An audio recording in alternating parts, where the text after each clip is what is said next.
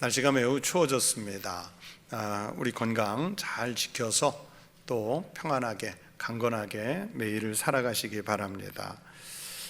지난 주간에 보신 말씀이 고린도전서 6장 1절에서 11절, 아마 제가 주보에 좀 원고를 잘못 썼던 것 같습니다. 1절부터 11절 말씀은 교회 내에서 송사를 하지 말라 하는 가르침이었습니다. 그래서 교회에서 송사가 일어나면 안 되고, 또 일어난다면 꼭 교회 안에서 교회법으로 하나님 말씀 기준으로 해결하는 것이라, 이런 뜻이라고 말씀을 드렸습니다. 지난주에 말씀드렸습니다.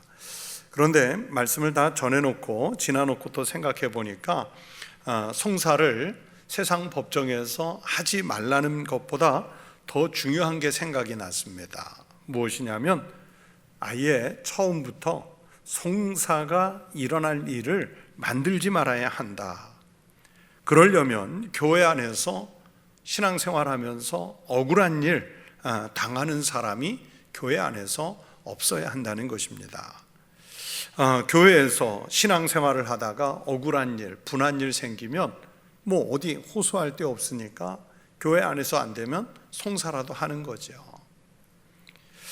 지난주 신문에 큰 이런 기사가 나와서 읽었습니다.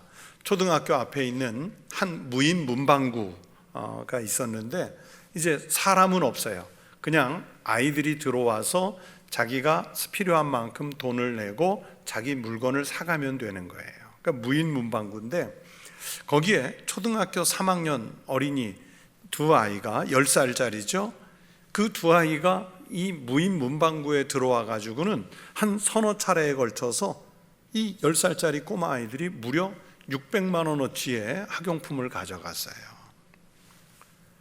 주인이 CCTV를 확인해서 이 두 아이가 누군지를 알아냈고, 그래서 두 아이의 부모에게 연락을 했더니 이 부모들이 학용품 값을 200만 원만 주겠다 그러면서 버텼어요. 그 버틴 이유가 뭐냐면 10살짜리 아이기 때문에 우리나라에는 촉법소년이라는 법이 있어가지고 만 14세 이하는 형사처벌을 받지 않는다 하는 규정이 있어요.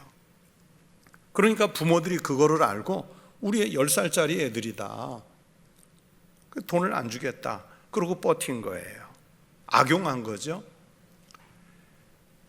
그래서 주인이 경찰에도 신고했더니 경찰도 마찬가지로 촉법소년법 때문에 이 두 아이를 처벌할 수 없다 그러면서 그냥 종결해 버렸어요. 이분이 억울하니까 뭐 이렇게 청원도 하고 언론 인터뷰도 하고 해서 이제 기사가 막 크게 나오니까 여론이 안 좋아졌잖아요. 그러니까 경찰도, 우리나라 경찰은 항상 뒷북치잖아요. 정식으로 수사해서 뭐 부모라도 입건하겠다 뭐 이제 이렇게 나오고, 또 이 부모들도 누군지가 알려지게 되니까 그 부모들이 이제 주인하고 이제 화해를 한다는 명목으로 400만 원만 가져왔어요. 문방구 주인은 그 400만 원을 받지 않고 돌려주고, 내가 돈 받으려고 한 게 아니다, 그래서 정식 수사를 의뢰하고 또 재판을 해서라도 부모라도 처벌받게 하겠다 그렇게 했어요. 이 인터뷰를 보니까 문방구 주인도 아이들이 그랬으니까 아이들이 벌 받으면 안 되잖아요. 그래서 손해가 난 비용을 다 받을 생각이 아니라 이 아이들과 부모님들에게 이런 일을 하면 안 된다, 그 경각심을 주려고 했는데 부모들이 오히려 그 법을 악용하고 또 주인 입장에서는 억울하니까 정식 수사와 재판을 요구했어요. 그때서야 이제 부모들이 600만 원 다 갚겠다고 왔는데 이미 물 건너갔어요. 억울한 거죠. 생각해 보세요. 주인은 큰 값에 물건을 도난당한 것도 속상한데 아이들의 부모들이 법을 악용해서 그렇게 나오면 얼마나 억울하고 분하겠습니까? 저는 그 주인이 잘했다고 봐요. 오히려 당연히 정식 수사를 하고 정식으로 소송을 해서 오히려 정신피해까지 다 받아내는 게 맞다고 봐요.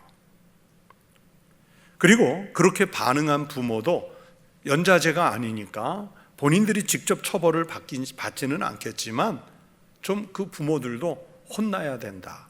저는 그렇게 생각해요.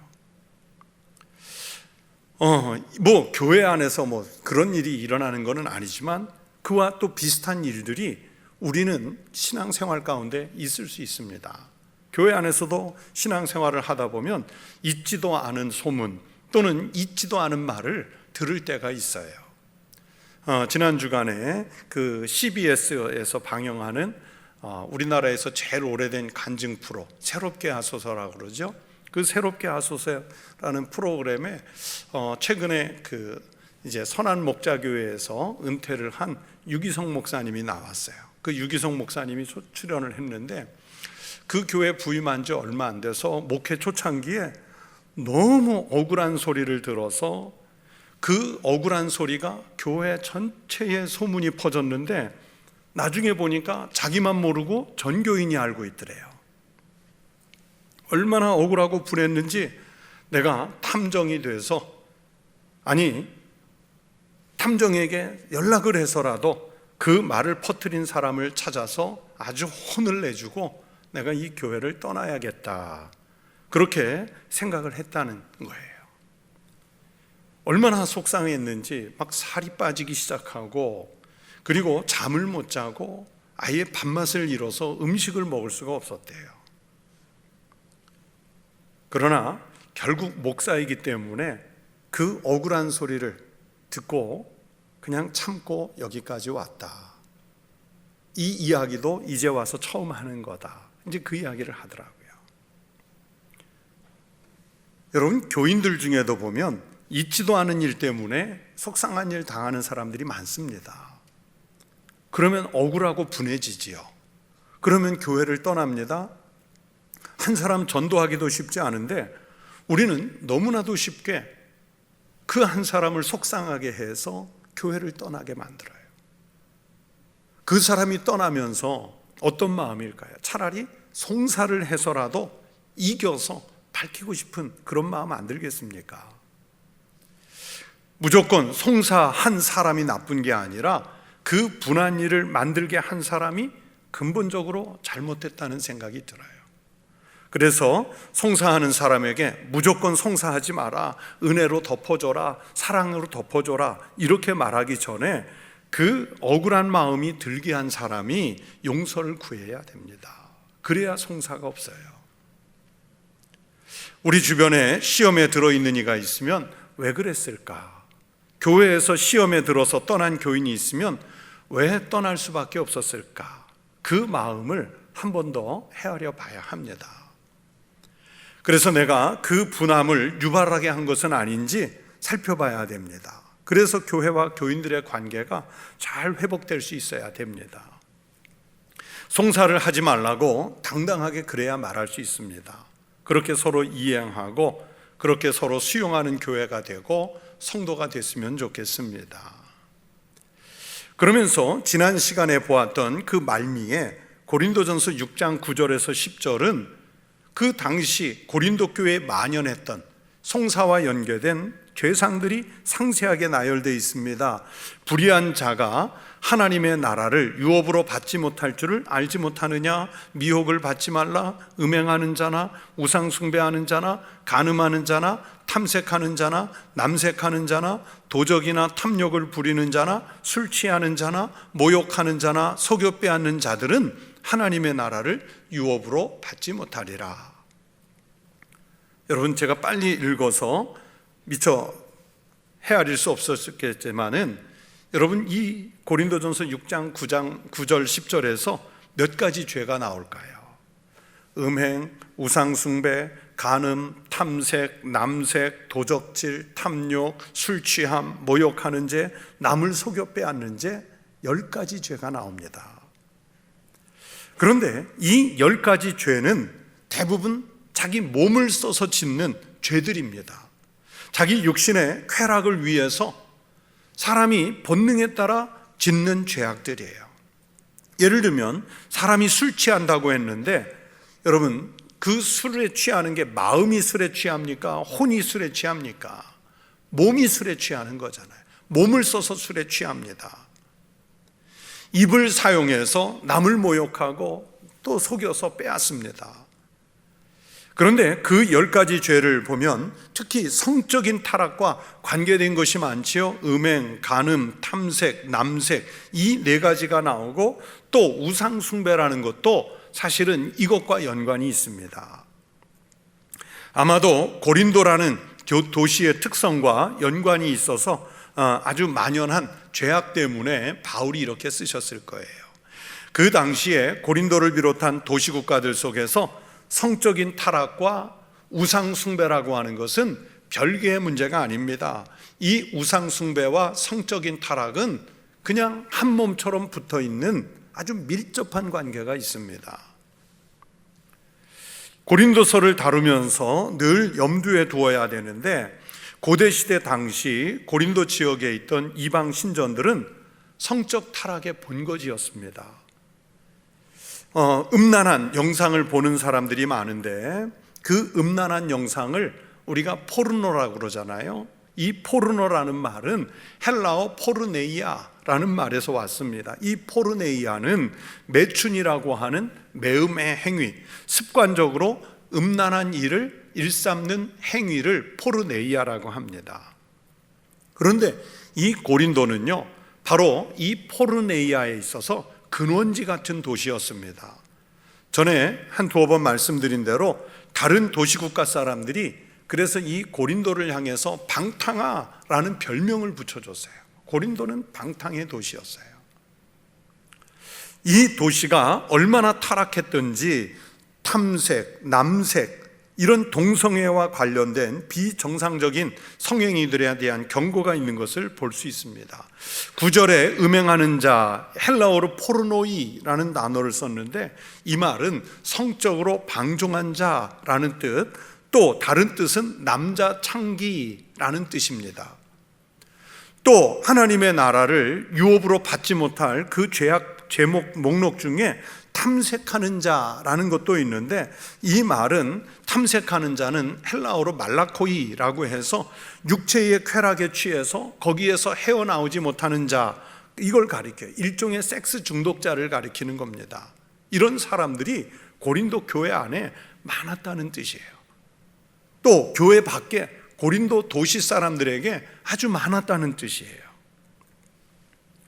이 고린도 교회 안에서 마치 세속적인 법정 소송, 믿음 생활의 차이를 인정하지 못하는 데서 오는 분파적인 행동이 만연했던 것처럼 이방 신전에서 행해지던 음란한 행동들도 아주 거리낌 없이 교회 안에 성도들의 신앙을 위협하면서 교회로 들어오는 거예요. 그 세상에 아주 나쁜 것들이. 그리고 일정 부분 이 고린도에서 살다 보면 그런 게 너무 자연스럽거든요. 그러니까 이건 그냥 우리가 살아가는데 하나의 문화인가 보다, 별로 경계하지 않고 받아들이는 거예요. 집에서 엄마 아빠가 늘 음주하는 습관을 갖고 있으면요, 그 아이들의 약 75 내지 80% 이상은 음주를 하게 된다고 그래요. 그냥 자연스럽게 하는 건가 보다. 부모가 흡연자이면 자녀들의 3분의 2 이상이 그냥 자기도 모르게 그 흡연을 배운답니다. 부모가 도박을 하는 집 아이들은 자라나면서 도박이라는 게 나쁘다는 인식이 없어서 자기들도 그냥 자연스럽게 한다고 그래요. 우리가 살고 있는 도시 자체가 뭐 그런 것에 별로 죄의식이 없으면 거기 사는 사람들도 이게 그냥 뭐 나쁜 죄가 아닌가 보다 그러면서 들어오는 거예요. 먼저 교회 얘기를 해서 죄송한데, 제가 외국에서 목회를 하다가 한국에 막 들어와 가지고 한 달도 아직 안 됐는데, 남선교회 회장단 모임이 어느 그 집에서 있었어요. 여러 명의 부목사님 중에 그 부목사가 제 동기가 있었어요. 동기 목사님이. 그래도 뭐 담임 목사와 이제 부목사 관계인데, 목사님 오늘 회장단 모임에 꼭 가셔야 됩니다. 그래서 가자고. 저녁에 갔는데 식사할 수 있도록 상이 다 차려졌는데 뭐 단정하게 숟가락, 젓가락, 뭐 밥 있는데 테이블마다 캔 맥주가 하나씩 탁탁 올라와 있는 거예요. 제 마음이 어땠을까요? 참담하더라고요. 저도 모르게 동기인 부목사에게 이게 지금 뭐 하는 겁니까? 목사님, 우리 남선교회 모임 때는 신앙이 아직 세상 끝에 이렇게 익숙한 사람들을 좀 교회 안으로 데려오기 위해서 그냥 이렇게 늘 했습니다. 그래서 세상에서 하는 것도 끊게 만드는 게 교회인데 어떻게 남선교회 회장단 모임을 하는데, 더군다나 새로운 목사를 오라고 그래서 왔는데 어떻게 이 테이블에 맥주가 올라와 있습니까? 지금 당장 거두세요. 그랬더니 남선교회 회원들이 놀래가지고 막 박스 가져와서, 제가 개별적으로 집에서 먹는 것까지는 뭐라고 못하겠습니다. 그러나 교회에서 모이는 것은 이렇게 하면 안 됩니다. 제가 밥 먹기 전에 그 얘기부터 했어요. 그건 안 되잖아요. 그냥 밖에서 자연스럽게 하는 거니까 교회 모임에서도 하면 되겠다. 그러면서 그게 제 앞에서 펼쳐진 일이에요. 뭐 자기네들이 사석에서 그러면 그래도 안 되지만, 뭐 제가 일일이 집집을 감시 카메라 달아놓고 하지 마십시오, 하십시오 이렇게 할 수는 없잖아요.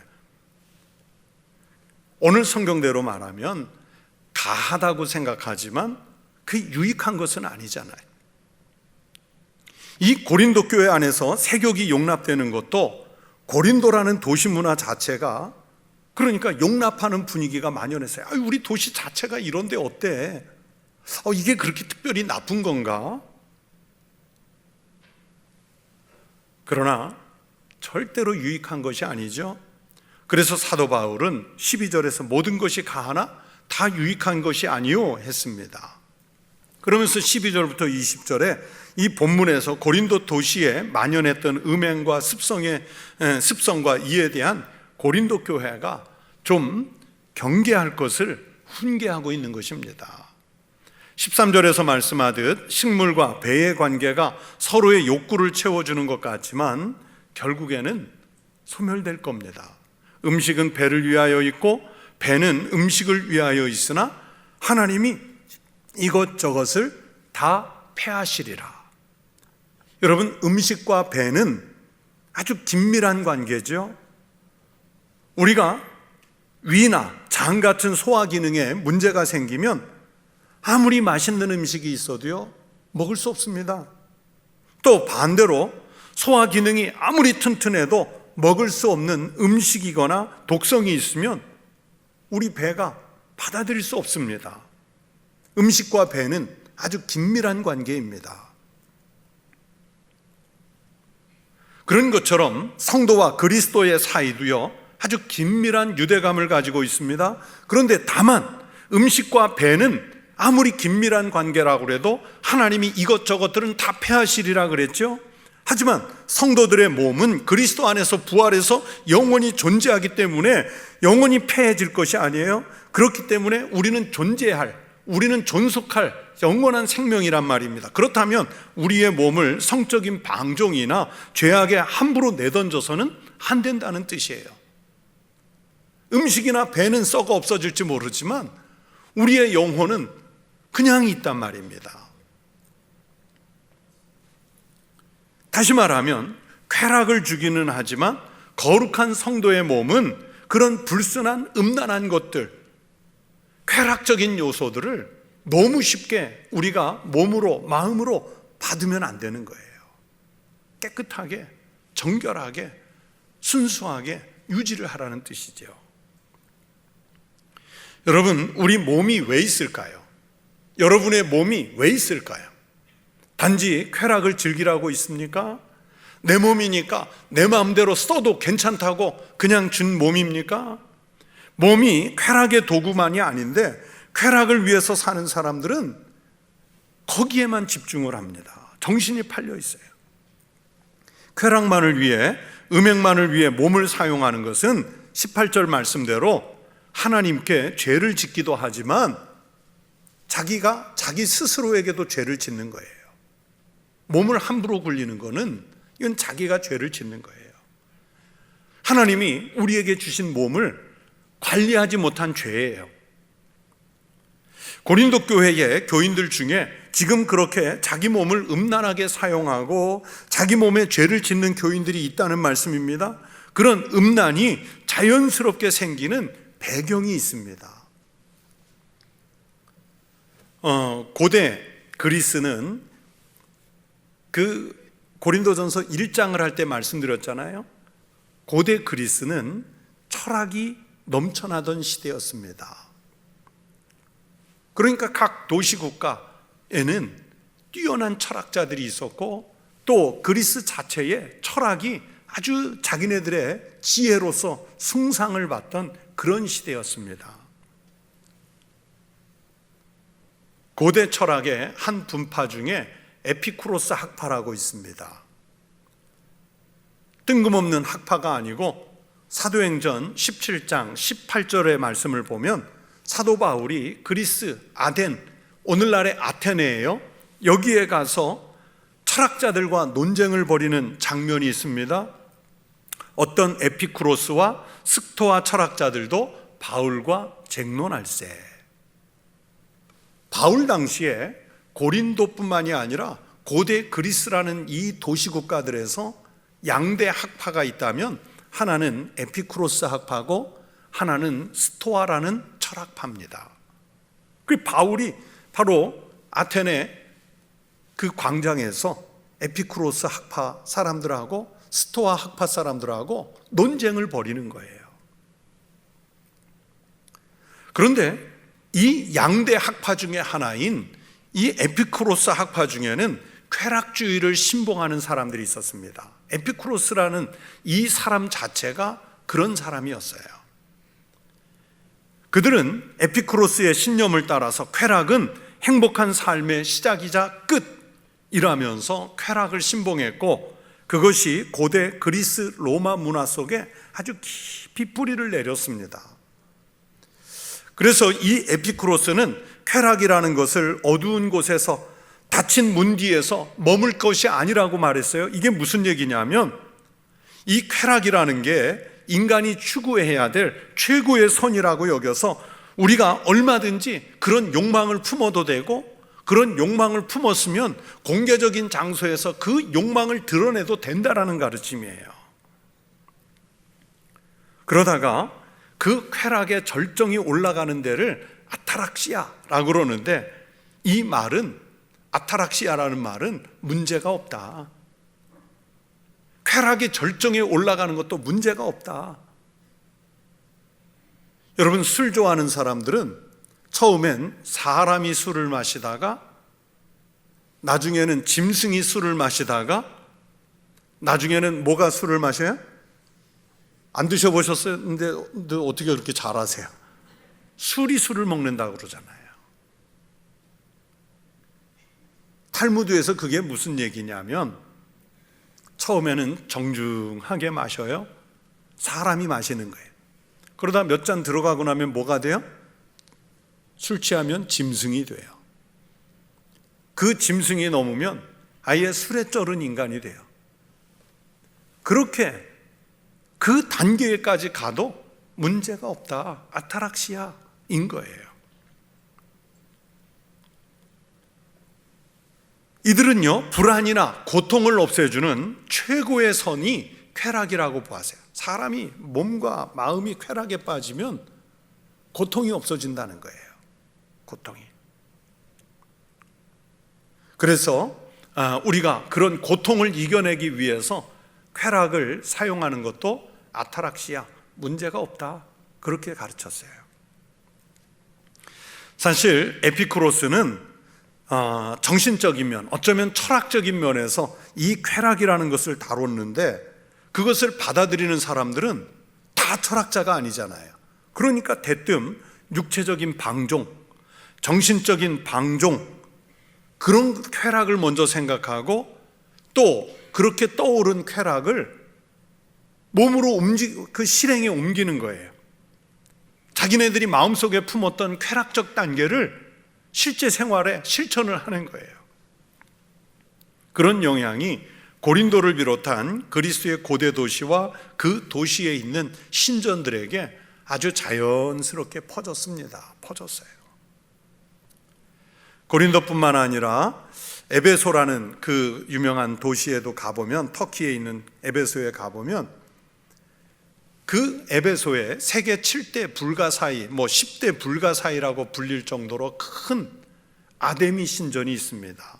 그래서 사도 바울이 에베소에서 가서 전도할 때 그 에베소 사람들이 아데미 신이여, 아데미 신이여 막 그러면서 환호를 지르잖아요.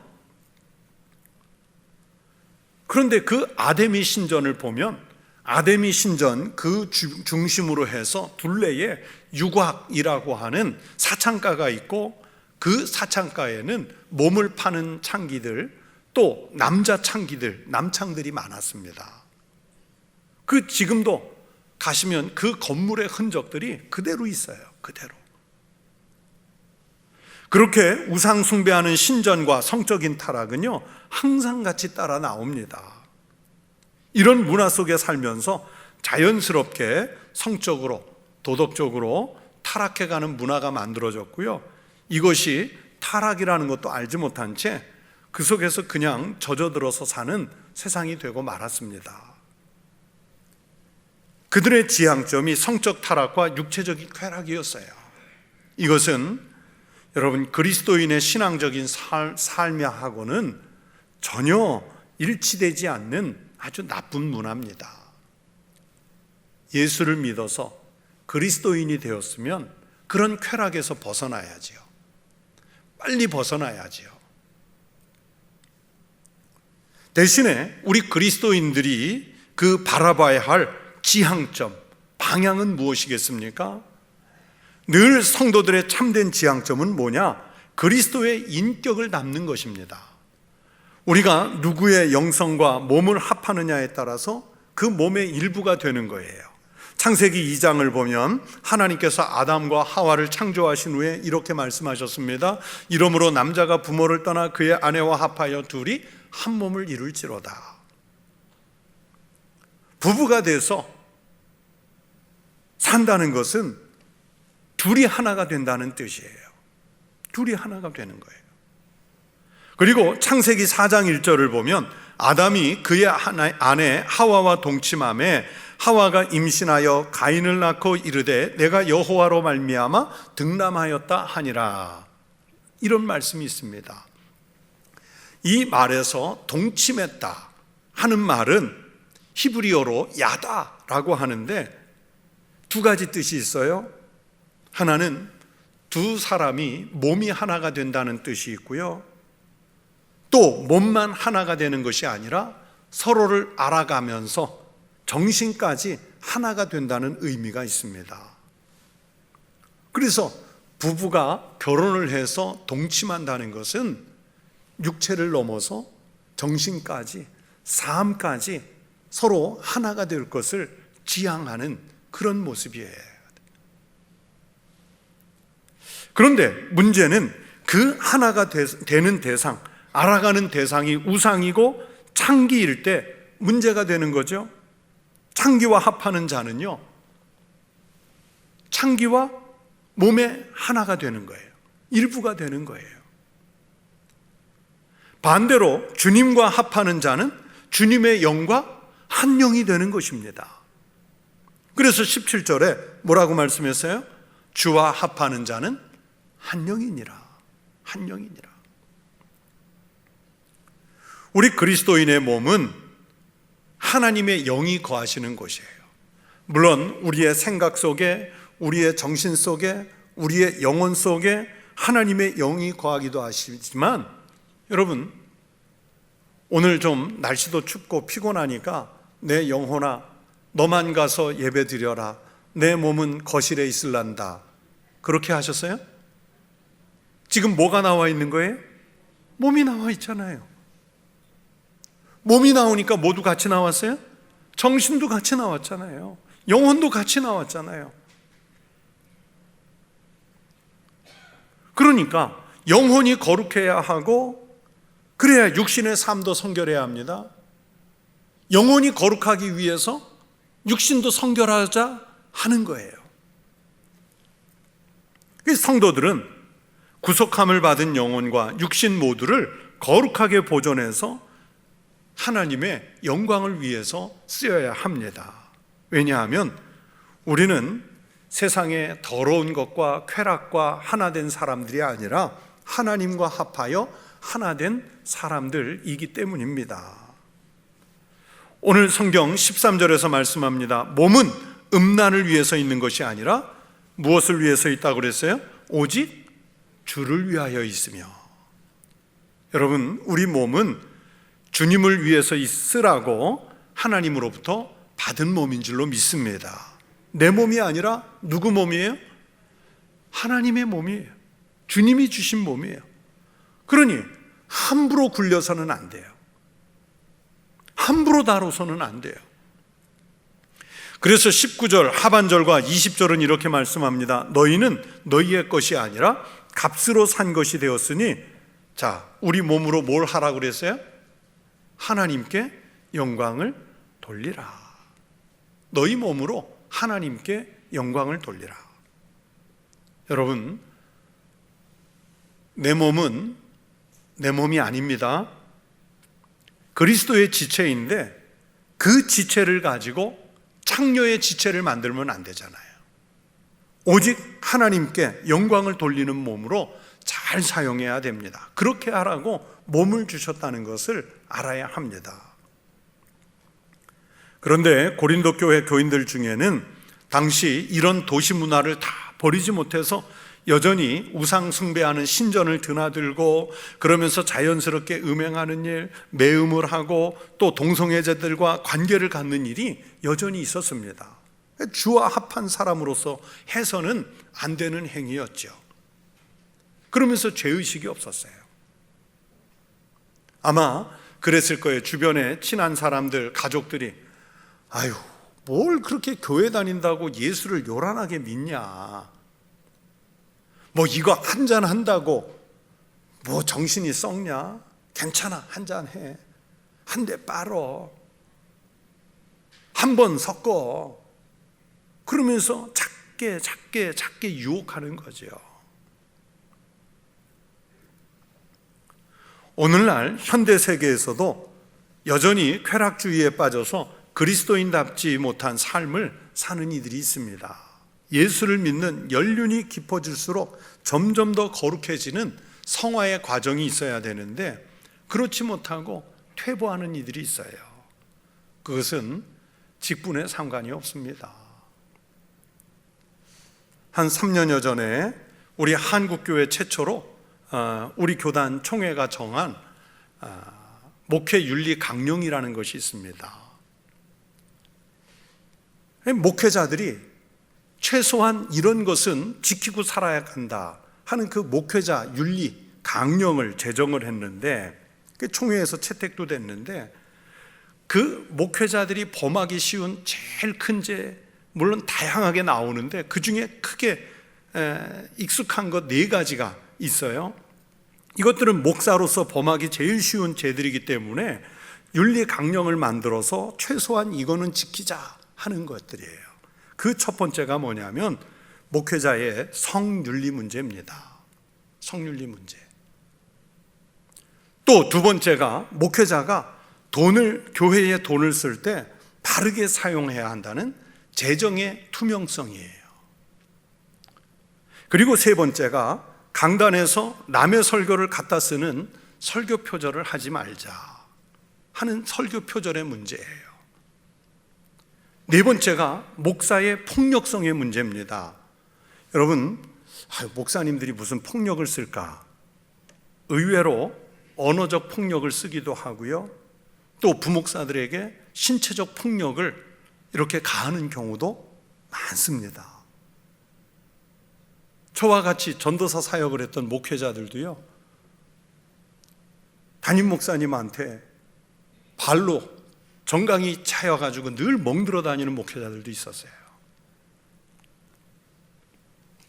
그런 윤리 강령을 우리가 제정해야 할 만큼 목회자들 세계에서 이런 문제가 아주 빈번하고 심각한 상황이라는 의미입니다. 제가 말씀드린 이 네 가지보다 더 있는데 이게 제일 큰 것들이에요. 그 가운데 오늘 본문과 관련한 것이 이 첫 번째 말씀드린 성적인 윤리 문제인데, 이 목회자가 성적인 일탈을 해서 교회에 문제가 되고 또 그러면서 막 언론에 보도가 돼서 사회에 부도덕한 인상을 주는 경우가 얼마나 많은지요. 같은 목회자로서 정말 부끄러워요. 그러면서 부끄러운 줄 모르고 목회를 하지요. 목회를 해요. 심지어는 당당하게 교회와 교인들을 이끌고 교단을 탈퇴해서 하는 경우도 있어요. 오래전에 우리 교단 교회로 꽤 큰 잘 알려진 교회가 있습니다. 한 3,000명의 성도, 출석교인만 그 정도 되는 교회였는데, 그 교회 목사님이 교회 반주자하고 쉽게 얘기하면 바람이 났어요. 바람이 났어요. 이게 알려진 거예요. 아마 그 바람난 분하고 뭔가 안 맞았는지 그냥 쉽게 얘기하면 터뜨려 버렸어요. 그래서 노회, 총회 재판뿐만이 아니라 세상 법정에까지 다 갔는데 그냥 부끄러운 게 다 공개가 됐어요. 그래서 노회에서는 목사직을 제명을 시켰어요. 그러니까 우리 교단 목사가 아니죠. 그런데 목사님이 자기 측근들을 동원해서 교회를 지킨 거예요. 용역을 줘서 왜 그 하는 폭력 쓰는 사람들 있잖아요. 교회를 지켰어요. 그러니까 장로님들하고 일부 성도가 나왔어요. 한 300여 명이 나왔어요. 그 300여 명 나온 교회를 저의 은사 목사님이 설교 목사로, 이제 신학교 교수이시기 때문에 설교 목사로 대신 3년 정도를 맡아줬는데, 제가 그래서 그 과정을 잘 아는데, 그 교수님 말이, 아니 목사가 저렇게 바람 피고 깡패 동원하고 그러면 교인이 2,700~800명 따라 나오고 100~200명 남을 줄 알았대요. 그런데 어떻게 됐어요? 300명 따라 나오고 2,600~700명이 남았어요. 그런데 이 교회를 대상으로 그 당시에 어떤 여론조사 기관에서, 아니 저런 부도덕한 목사가 설교하는 교회에 왜 남아있느냐 하고 조사를 했는데, 교인들이 교회를 떠나지 않은 1번 이유가 뭔지 아세요? 1번이 뭘까요? 여러분이 상상하면 딱 나오는 거예요. 뭘까요? 네? 교우들과의 관계, 경조사 문제예요. 내가 이 교회에서 뿌린 거 거둔 다음에 나가겠다는 거예요. 그게 1위가 나왔어요. 그러니 안 떠났잖아요, 교인들이. 그분은 지금도 목회를 해요. 지금도. 교단에서는 목사직을 면직됐지만 지금도 목회를 해요. 뭐 이런 예는 무수히 많아요. 같은 목회자로서 얘기를 들어도요, 정말 부끄럽고 정말 창피한 일이에요. 지난 시간에도 잠깐 말씀드렸는데, 저희 선배교회에서 있었던 얘기 말씀드렸잖아요. 교회에서 평신도들에게 모범이 돼야 할 장로님, 안수집사님, 이분들이 바람을 피워서 가정에 문제가 되는 것은 물론이고요, 교인들에게 알려져서 교회 안에 문제가 되는 경우 많습니다. 다들 쉬쉬하고 지나가서 그렇지 물밑에서 알려진 일들이 많아요. 그래도 부끄럽지도 않게 할 말 다 하면서 교회에 영향력을 행사하려고 해요. 근신이 없어요. 징계가 없어요. 부끄러운 걸 모르는 거예요. 부끄러운 걸 몰라요. 요즘에 영화나 드라마를 보면요, 결혼 전에 이미 같이 살고요, 자녀를 낳는 경우가 마치 당연한 문화인 것처럼 이렇게 묘사를 합니다. 그러다 보니 교회를 다니는 젊은이들도요, 아무런 죄의식 없이 그렇게 합니다. 이게 그냥 시대적 현상인가 보다, 오늘 우리 문화가 그런가 보다 하고 받는 거예요. 고린도 같은 고대 도시에서나 흔할 줄 알았던 남색 같은, 탐색 같은 동성애가 용납되는 세상입니다. 이들의 인권을 보호한다는 명분으로 오히려 이 강단에서 기독교의 성경의 가르침을 말하지 못하도록 법을 만들려고 그러잖아요. 건강한 가정, 보호법, 포괄적 차별 금지법. 바른 생각과 기독교 신앙, 성경의 말씀이 오늘날 오히려 역차별을 받는 세상이에요. 국회의원 300명 중에 기독교인이 100명이 넘게 있으면서도 이걸 막지 못하는 비극이 벌어지고 있어요. 저는요, 그 국회의원들도 공범이라고 생각합니다. 세상이 이렇게 윤리적으로 무너지고 있어요. 그런 것들도 교회 안에 문화라는 이름을 갖고 들어와서 젊은이들과 교인들을 오염시킵니다. 오염시켜요.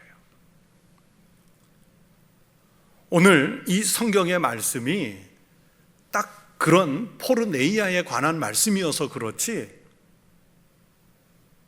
여러분, 우리가 입에 담을 수 없는 정말 많은 죄들이 실제 삶의 생활에서 있잖아요. 그런 정신, 그런 탐욕, 그런 문화, 이건 교회 안에 들어오면 안 되는데 교회 안에서도 너무너무 쉽게 그게 용납이 돼요.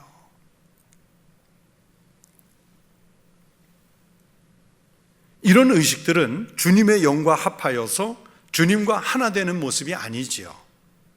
바울이 고린도 교회에 하시는 말씀이나 성경을 통해 오늘 우리에게 주시는 말씀은 같은 내용입니다. 그리스도인의 몸은 하나님의 것이라 하는 사실이에요. 그리스도인의 일상의 삶은 그래서 하나님과 합하여 주의 영과 하나 된 삶을 살라는 말씀입니다. 우리가 살면서 드러나는 모든 것은 다 하나님 영광을 위해서 살아야 합니다. 어제 저녁에 뉴스 하나를 듣다가 또 속상한 일이 있었어요. 이거는 우리 예전에 명성교회가 아버지가 아들에게 목회를 세습하면서 이제 우리 교단에 이거는 물 건너 갔다, 봇물 터지듯이 터질 거다 했는데, 어제 그 지상파 뉴스에 전남에 아마 보신 분들도 계실 거예요. 그 지역에서 제일 큰 교회, 교단을 떠나서 제일 큰 교회, 우리 교단 교회예요. 아버지 목사님이 아들 이름으로 근처 동네에 교회를 하나 세웠어요. 아들이 담임 목사인데, 그런데 그 교회는 주일날 11시에 기자들이 찾아갔는데도 예배가 없어요. 분명히 밖에는 예배 안내 1부 9시, 2부 11시, 찬양 예배 몇 시 이렇게 붙어 있는데 예배가 없어요. 기자가 관계자에게 연락해도 안 받아요. 소위 말하는 회사도 가짜로 종이로 서류로만 만드는 회사를 페이퍼 컴퍼니라고 그러잖아요. 종이교회예요. 서류교회. 서류상만 교회가 있는 거예요. 그런데 이제 목사님 이제 은퇴를 앞두고 법 형식상 이 아들 교회하고 은퇴하실 목사님 교회가 이제 통합을 하는 거예요. 그러니까 세습이 아니라는 거예요. 어느 교단에? 우리 교단에.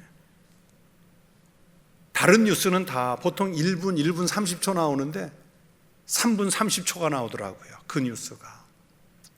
제가 보면서 그래도 징계를 못해요. 명성교회도 했는데 우리는 왜 안 되냐, 그럴 거 아니에요.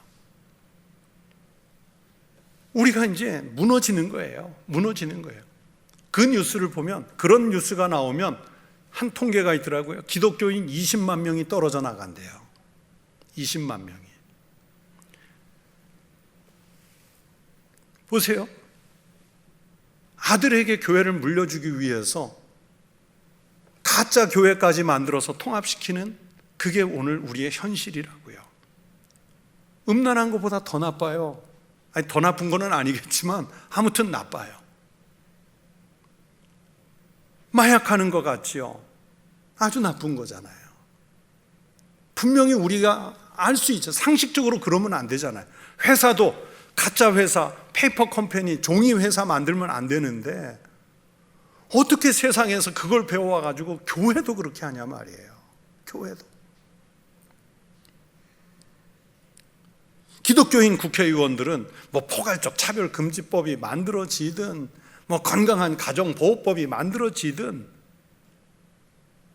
시대적 문화, 현상, 인권, 그 이름으로 성경에 아무리 배치가 돼도 그냥 따라가는 거예요. 정신이 없는 거예요. 의식이 없는 거예요. 생각이 없는 거고 신앙이 없는 거예요. 거기에 무슨 하나님 영광을 생각하겠습니까? 여러분, 우리의 몸과 마음은 분명히 하나님의 창조물인 줄로 믿습니다. 거룩하게 창조하셨어요. 하나님이 우리의 몸과 마음을 거룩하게 하셨기 때문에 세상의 것으로 내 몸을, 내 정신을, 내 삶을 취하지 않게 만들려고 하는 그 지혜가 필요합니다. 성결한 몸과 마음을 유지하는 신앙인이 된다는 게 정말 중요합니다. 세상의 음란한 것, 나아가 하나님 영광을 가리는 것, 정상인이라면 버려야 할 악한 습성과 문화를 버려야 합니다. 그래서 하나님 앞에서 부끄럽지 않은 성숙한 삶을 살아가는 믿음의 사람들, 오늘 제가 잡은 설교의 제목처럼 주님의 영과 합하여 하나가 되는 이 믿음의 삶을 여러분이 살아가는 삶의 자리에서 만들어 가시기를 주의 이름으로 권면합니다. 기도하겠습니다. 하나님 아버지, 세상은 어떻게 하면 하나님 없이 살아도 될까? 하나님 영광을 가리는 일들이 무수히 발생하지만 그래도 하나님은 전능하신 창조의 능력으로 만물을 만드시고 그 만물 가운데 우리를 두신 줄로 믿습니다. 우리의 몸과 우리의 마음과 우리의 정신으로 거룩하게 신령하게 살아 주와 합하여 하나님께 영광을 돌리는 삶을 살게 하여 주시옵소서. 하나님, 이 시간 귀하고 거룩한 예물을 주님 앞에 봉헌한 손들이 있습니다. 주님께서 이 예물을 받아주시고 이 거룩한 예물이 쓰이는 곳에서는 이 땅에 하나님의 나라가 오게 하여 주시옵소서. 감사하오며 예수 그리스도의 이름으로 기도드리옵나이다. 아멘.